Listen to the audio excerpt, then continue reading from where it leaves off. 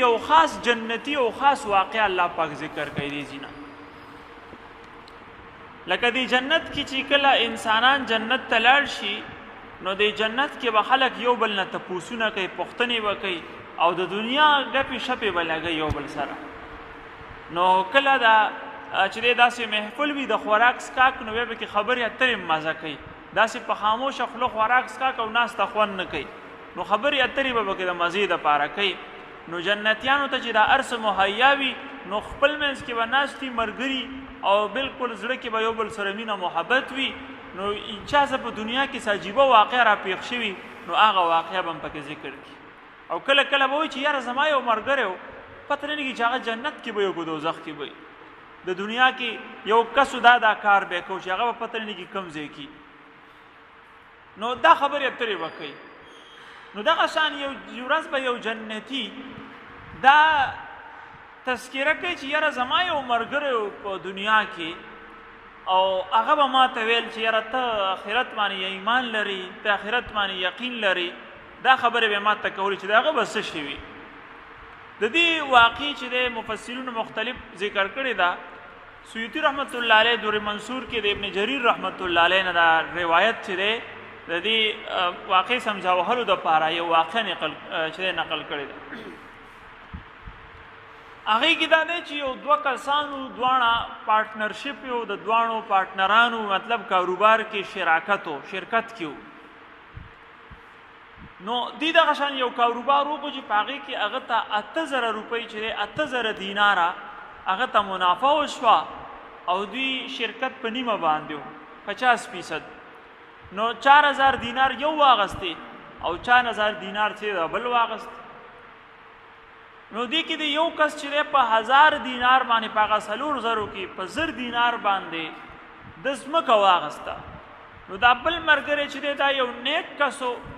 او د په آخرت او په خدای په هر څه باندې یقین نو دغه بل ملګري چې په 1000 روپۍ ځمکه واغسته نو ده وویل یا الله زما دې ملګري په دې 1000 روپۍ باندې ځمکه واغسته په دنیا کې زه په دې خپلې 1000 روپو باندې چې دی آخرت کې تا نه ځمکه علمه چې ماله په جنت کې دې 1000 دینارو ځمکه راکې هغه 1000 روپۍ چې د صدقه کړې دی بل چې دی بیا په بقیه 1000 روپۍ چې کوم دینار ته میلاو شوي په هغې باندې په هغه ځمکه باندې محل جوړ کړو کور یې پرې جوړ کړو ده ویل یا الله زه د په دنیا کې په دې 1000 دینار باندې محل جوړ کړو زه جنت کې چې دی محل جوړول غواړم هغه 1000 دینار نورې صدقه کړې بیا په بقیه 1000 دینار باندې چې دی هغه چې دی یو زنانه سره نکاح وکړه او د هغې په رسوم او رواج او په ولیمه په دې هر څه باندې چې دی هغه 1000 روپۍ 1000 دیناره ولګول یعنی په واده وغیره 1000 دیناره خرچه وکړه دوی ویل یا الله د په دنیا کې دغه 1000 روپۍ په دې څیز باندې ولګولې زه دا 1000 دیناره په دې باندې زه د جنت زنانه او د جنت حورو سره چې واده کول غواړم هغه ما بقیه 1000 روپۍ هم صدقه کړې بیا دغه بل چې هغه سره 4000 دینار منافع شوي وه 1000 دینارو سپاوتي په هغې باندې غلامان واغستل او ظاهره خبره ده چې کومې سورلینې وغیره او ساز و سامان چې کوم د زندګۍ ضروریات وي هغې ټول ځان ته مهیا کړل بلکې د آسایش او آرایش دپاره ده ته پته ولګېده نو ده ویل الله زه د په دنیا کې دا 1000 دیناره چې دی د دنیا په ساز و سامان باندې خرج کړي زه د خپل 1000 دیناره چې دی د په جنت کې خادمانو باندې خرج کوم چې ما ته هلته خادمان او د هغه ځای سامان او اسباب ما ته میلاو شي هغه ما بقیه 1000 دینار هم خرج کړه 4000 دینار ته منافع شوي و 4000 دینار د الله په لار کې ولګول څو ورځې بعد چې دی د سره هغه پیسې ختمې شو یو ضرورت یې راغلی انتهایي اهم اوس چاته څه ویلی نه شي ده ویل زما هغه پلانې پارټنر ملګری زه لاړ شم زه هغه ته به خپل ضرورت تذکره وکړم کېدای شي هغه زما مرسته مدد وکړي دا لاړې او دغه بل ملګري ته وویې چې بهی ما ته لږ د پیسو ضرورت دی هغه ورته وویې بهی تا 4000 دینار څه کړه ما ته چې 4000 دینار میلاو شي ما په دنیا کارونه وکړه بهی هغه ځمکه مې واغسته دغه غټ محل ته وګوره دا مې پرې ودرو واده مې پرې وکړو زما د خادمانو ته وګوره د ساز و سامان اسباب ته وګوره ما د 4000 دینار نه دونه فایده واغسته تا کم خواوې وړې ستا خو سم نشته سورلیم نه څه نشته تا خپل 4000 دینار څه کړه ده ورته ویل چې خو ما چې دی ولګول شي الله پاک به ما ته آخرت کې په جنت کې ښه بدل راکړي نو هغه ورته ویل چې الله ستا دا یقین دی چې موږ مړو شو بیا به راپاسو موږ ته بیا بدله میلاویږي. یعنی هغه ته ډېر په سختۍ سره دا خبره وکړه چې ته پاګل تا 4000 دینار نه ځان خلاص کو اوس چې دی ګرځي او ته چې ما ته به هلته میلاویږي نو ته چې دی غلط سوچونو کې پروت یې زه ما سره 1 روپۍ هم ستا دپاره نشته. هغه غریب واپس راغی. څو ورځې بعد د یو وفاتو شو بل هم وفاتو شو. د هغې نه بعد بیا دغه د 2 کسانو واقعه چې دی الله پاک دا دې کې ذکر کړی چې دا قبل مرګری چا چې د خپلې کوڅې نه دا واپس کو 4000 دینار د الله په لار کې خرچ کړل دغه مرګری په جنت کې دغه شان ټولګي کې ناست دی چې زما دا مرګري وسه چل شوي چې هغه 4000 دینار لګولي او ما ته چې دی دا مو نه کړه. نو الله پاک ورته ووایي چې ته لاړ شه او که ته خپل یقین کول غواړې نو لاړ شه د جهنم طرف ته وګوره ورښکاره شه جهنم ته. دې نه ابن عباس رضی الله عنه استدلال کوي چې د جنت ته به یو روشندان وي د جهنم نه تپش به نه راځي صرف د کتو دپاره به دا الله پاک جوړ کړی چې دا جنتیان ورته وګوري او په جنت ته راتلو باندې خوشحاله شي. کله سړی یو خپل دشمن یا یو د چا خبره څوک ونه مني او هغه به په عذاب کې اخته نو دا پې خوشحالی او په خپله چې دی په ښه د ورځ باندې که نه او د هغه حالت ښي نو دا ډېر خوشحالی. نو کله چې دا جنتیان ټول جنت ته لاړ شي او دا کافران چې مسلمانانو سره به ظلم زیاتې کو او جبر او تشدد به کو نو دغه کافران چې په جهنم کې سوځي د مسلمانانو ته ګوري نو دا به ډېر خوشحالی چې شکر دی الله ته موږ ډېر ښایسته ځای ته راوستو او هغوی له دې ښه بدله ورکړه چې دې د وجې مسلمان چې دی په عبادت کې مشکلات او دته چې دی په هر چې دی په زندګۍ کې ورته مشکلات وي الله تا صحیح ځای ته دوی راوستي دي. نو ابن عباس رضی الله عنه فرمایي چې د جهنم نه به یو روشندان وي نو دا جنتیان چې کله څوک خپل کس قتل غواړي داسې یو کس صرف د زړه د تسلی دپاره نو هغه ته به په جهنم کې د په روشندان کې د ورښکاره کېدو چې د اجازت یا ورته کتی شي هغې بلکل تپش نه راځي دې طرف. نو دغه جنتي چې کوم دی د ده نو چې دی علماو پکې ډېر اختلافات کړي دي خو بعضو علماو ذکر کړي چې د ده نوم یهودا دی دا کوم چې به مسلماني او دغه بل نوم یې متروس ذکر کړی دی میم طا را یا وو دی یا دال دی دې کې لږ شک دی چې دا وو دی یا دال دی صفا نه دی او بل اخر کې سین دی. نو دا چې دی دغه جهنمي دی ده ته به دا ورښکاره شي چې وګوري نو هغه به د جهنم په کنده کې پروتي تړتقې به وایي چغې سورې به وایي. نو دا به هغه وخت کې وایي چې دی تندیله به لاس راوچي چې الله شکر دی قریب و چې ای ظالمه تاسو تباه کړی وې تا خو ما ته ویل چې آخرت ماخرت نشته دی دلته عیش ماش کوه د مرګ نه بعد ژوند نشته دی